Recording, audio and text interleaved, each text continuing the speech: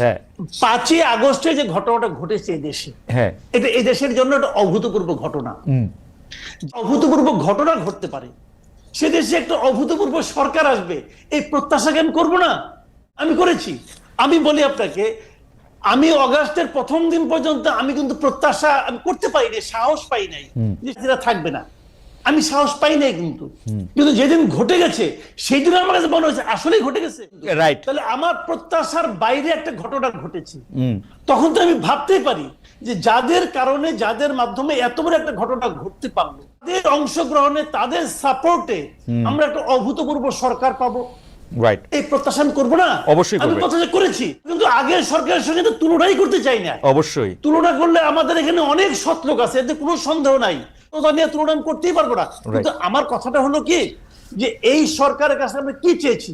আমরা চেয়েছি আড়াইটা জিনিস, সিম্পলি আড়াইটা জিনিস। কি কি?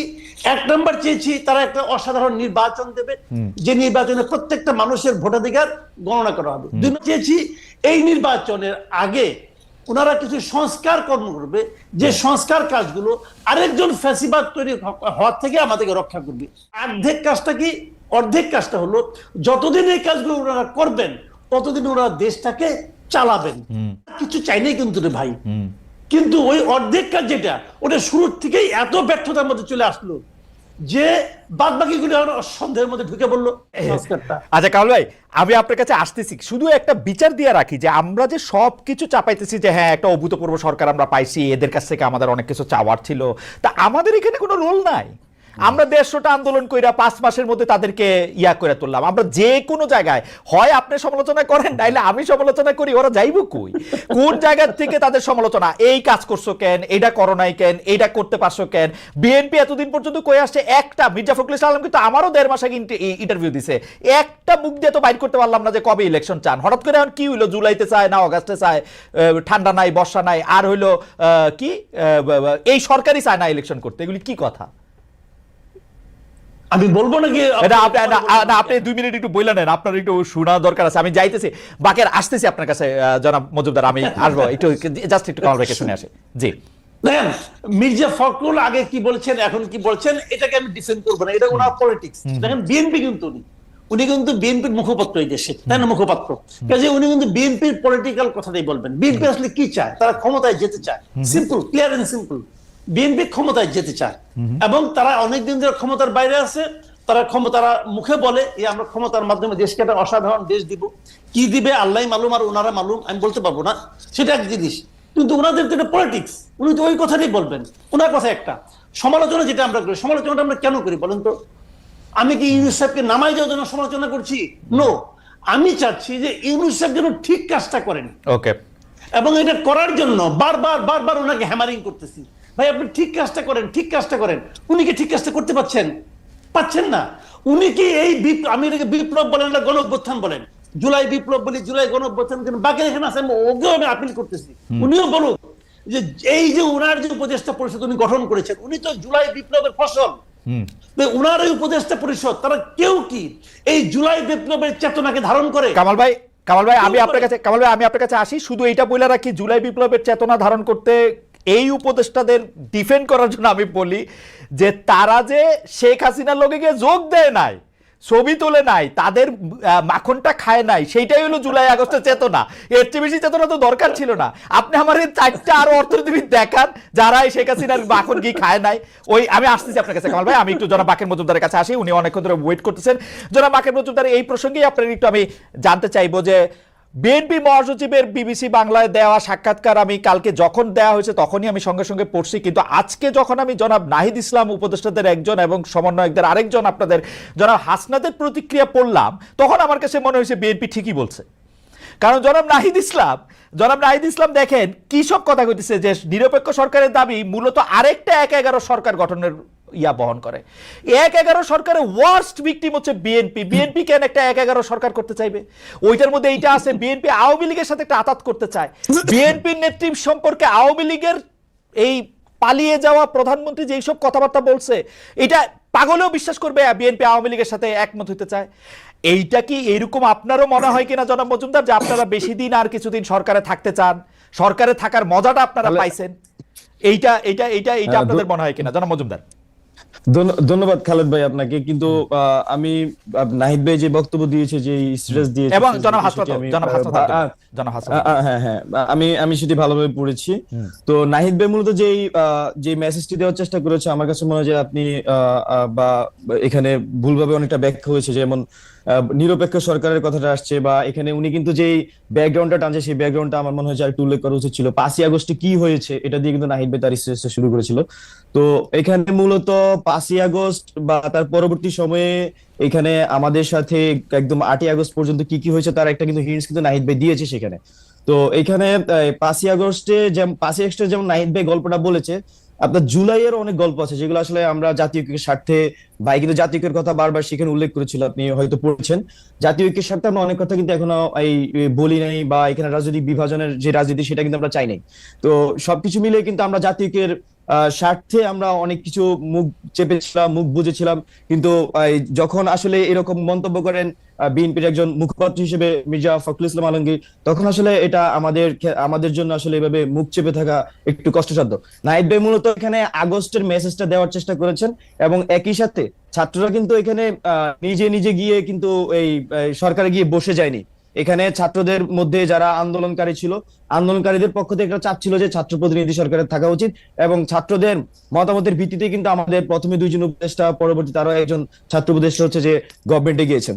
তো আমি যে জিনিসটা আরো স্ট্রংলি বলতে চাচ্ছি সেটা হচ্ছে যে এই জুলাই অভ্যুত্থানে যখন আমরা আন্দোলন শুরু করেছিলাম, আপনার প্রথমে কোটা সংস্কার, কোটা বৈষম্য নিরসন আন্দোলন শুরু করেছিলাম, সেখানে বিভিন্ন রাজনৈতিক অংশীজনের বিভিন্ন ধরনের মতামত ছিল। অনেকে আমাদেরকে, আমরা ভারত এন্টি এন্টি ইন্ডিয়ান যে মুভমেন্টটা চলছিল সেটাকে ধামাচাপা দেওয়ার জন্য আমরা সরকারের সাথে আতাত করে মুভমেন্ট করেছি, এরকম মন্তব্য করেছেন। ইন্টারনালি আমাদেরকে অনেক ফ্যাসিবাদ বিরোধী শক্তির অনেক অংশ কিন্তু আমাদের সেই সময় সেই বিশ্বাসটা আমরা কিন্তু পাইনি।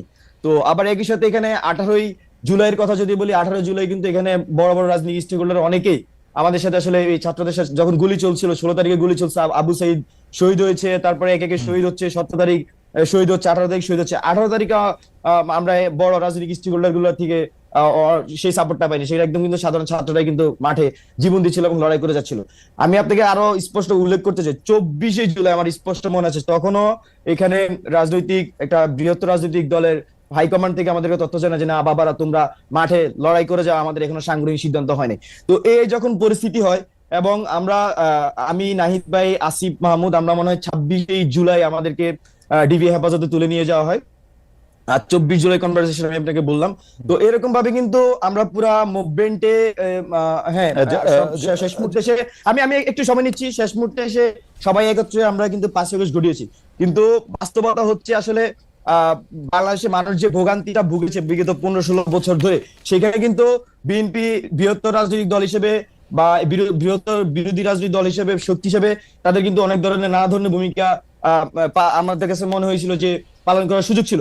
কিন্তু আমরা জুলাইয়ে এসে কিন্তু এই বাস্তবতা দেখেছি আসলে কেন আসলে এই আগের আন্দোলনগুলো ফসল পাচ্ছিল না। তো এখানে আসলে নেতৃত্বের বিষয়টা থাকে। যেমন আবার একই সাথে আমি 5ই আগস্টে যে জিনিসটা ঘটেছে, ছাত্রদের সাথে প্রতারণার ঘটনা, আমরা মনে করছি এটা প্রতারণার মধ্যে ঘটেছে। যখন আমাদের উপর গুলি চলছিল তখন পুলিশ গুলি থামায়নি।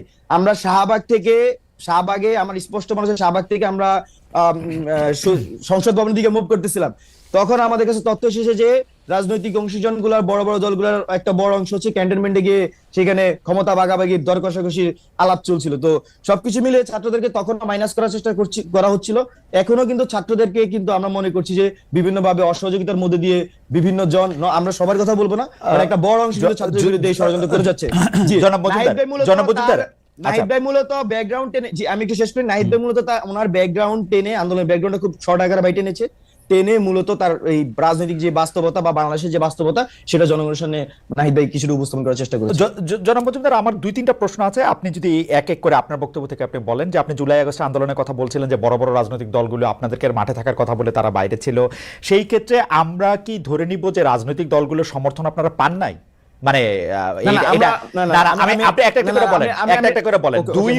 দুই হচ্ছে রাজনৈতিক দলগুলো এটার ব্যাখ্যা দিতে গিয়ে এটা বলেছিল যে যেহেতু এটা সর্বজনের আন্দোলন, এটাকে পলিটিক্যাল আন্দোলন যাতে শুরু থেকে মনে না হয় সেজন্য তারা পিছনে থেকেছেন। এই কথা কি অসত্য কিনা? 3, বারবার বলা হচ্ছে যে শিবির আপনাদেরকে অনেক বেশি সাহায্য করেছে, জামাতে ইসলামী অনেক বেশি আপনাদের সঙ্গে ছিল, সেইটা আপনারা কত বেশি এইটাকে মনে করেন যে এটা ঠিক? এবং আপনারা যে ক্যান্টনমেন্টে গিয়ে ভাগাভাগির কথা আপনি বলেছেন এবং নাহিদ ইসলাম এটা বললেন, এই বিষয়টা কি আপনারা প্রমাণ করতে পারবেন? এই বিষয়টা কিন্তু অনেক বড় এলিগেশন, কারণ 5 আগস্ট শেখ হাসিনা যাওয়ার আগেই আপনারা এই এলিগেশন তুলতেছেন যে 3 আগস্ট তারা গিয়ে সেখানে ভাগাভাগি করছিলাম, আপনারা বিএনপিকে মিন করতেছেন।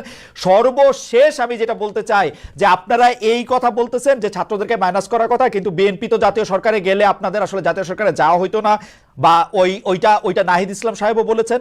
এবং আপনারা আন্দোলনের অন্যান্য যারা স্টেক হোল্ডার তারা তো আপনাদের উপর সকল কিছু ছেড়ে দিয়ে চলে আসলেন হচ্ছে বাইরে। আপনারা কিভাবে এখন বলেন যে অন্যরা, মানে একটু যদি আপনি বলেন, আমি আপনার কাছ থেকে একটু শুনতে চাইবো জনাব মজুমদার। আচ্ছা, আপনি প্রথমেই প্রশ্ন করেছেন যে রাজনৈতিক দলগুলা কি আন্দোলনে ছিল কি অংশগুলো। অবশ্যই আন্দোলনের রাজনৈতিক দলগুলোর যারা সমর্থক ছিলেন, আমরা মনে করি যে একদম মাঠ পর্যায়ে থেকে শুরু করে রাজনৈতিক দলগুলোর সমর্থক আন্দোলনে ব্যাকবোনের মতো ছিলেন। আমরা দেখেছি আমাদেরকে বিভিন্ন পর্যায়ে সহযোগিতা করেছেন। কিন্তু আমি আপনাকে যে কথাটাই বলেছি সেটা হচ্ছে সাংগঠনিক সিদ্ধান্ত আকারে, কিন্তু আমরা যখন আন্দোলন চালাচ্ছিলাম তখন আমরা কিন্তু সাংগঠনিক লিডারশিপের সাথে বিভিন্ন সময় যোগাযোগ করতাম।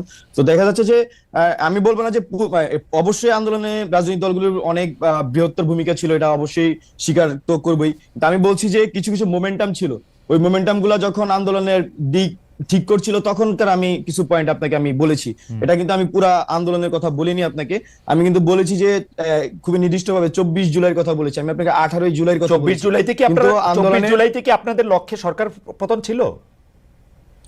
আমাদের যখন এখানে আপনার 16 তারিখে আমাদের শিক্ষার্থীদের উপর গুলি চালানো হয়, 17 তারিখে আমাদের ভাইদেরকে হত্যা করা হয়, এবং 18 তারিখেও আমাদের উপর গুলি চালানো হয়, 19 তারিখে গুলি চালানো হয়, 19 তারিখে আমাদের লিডারশিপের একটা বড় অংশকে গুম করে ফেলা হয়। তো তার পরবর্তীতে আমাদের কাছে কিন্তু বিষয়টা ক্লিয়ার হয়ে গেছিল, এবং 19 তারিখে গুম হওয়ার যে প্রেক্ষাপটটা ছিল যে তৎকালীন যে ফ্যাসিস্ট গভর্নমেন্টের আপনার আইনমন্ত্রী ছিলেন, উনি তো আহ্বান করেছিলেন যে ছাত্রদের সাথে বৈঠকের, কিন্তু আমরা কিন্তু তখন খুব স্পষ্টভাবে জানিয়েছিলাম যে গুলির সাথে সংলাপ নয়। সেই প্রেক্ষিতে দেখা যাচ্ছে যে আমাদের লিডারশিপের একটা অংশকে কিন্তু তখন গুম করে ফেলা হয়, এবং আমরা কিন্তু তখন আমাদের কাছে বিষয়গুলো ক্লিয়ার হয়ে যায় যে জি আমরা কিন্তু সরকার পতনেরই আন্দোলন করতেছিলেন 24 তারিখ। জি জি 24 তারিখে আমরা সরকার পতন আন্দোলনে ছিলাম মেন্টালি, জনগণ আমরা মনে করছি যে, এবং এই সময় রাজনৈতিক দলগুলি আপনাদেরকে আসলে এইটা বলার বা বোঝানোর পরও তারা আপনাদেরকে সহযোগিতা করে নাই, এটা আপনারা মেন করতেছেন? আমি বলবো যে রাজনৈতিক দলগুলোর যারা সমর্থক এবং সাংগঠনিক দায়িত্ব ছিলেন বিভিন্ন পর্যায়ে, তারা আমাদেরকে যথেষ্ট সহযোগিতা করেছেন, তারা মাঠের মধ্যে সেই কাজটি করেছেন, কিন্তু আমরা নেতৃত্ব পর্যায় থেকে আসলে গ্রিন সিগন্যাল পাইনি, যেটাকে আসলে গ্রিন সিগন্যাল আকারে আমরা বলছি। সেটা কিন্তু অবশ্যই আমরা অগাস্ট মাসে গিয়ে কিন্তু আমরা সেটা পেয়েছি, সেটা এই একটা আমরা ইসে এসেছিলাম। আপনারা মনে করছেন যে এটা জুলাইতে পেলেই ভালো হতো? জুলাই, হ্যাঁ, এটা কিন্তু 18 জুলাই যদি আমরা পেতাম হয়তো আমাদের এই মানে আমার এটা অগাস্টের যাওয়া হতো না আর কি। আমরা যেটা মনে করছি অগাস্টের 5 তারিখ লাগতো না, সেটা আরো আগে হওয়ার সম্ভাবনা বা সুযোগ ছিল।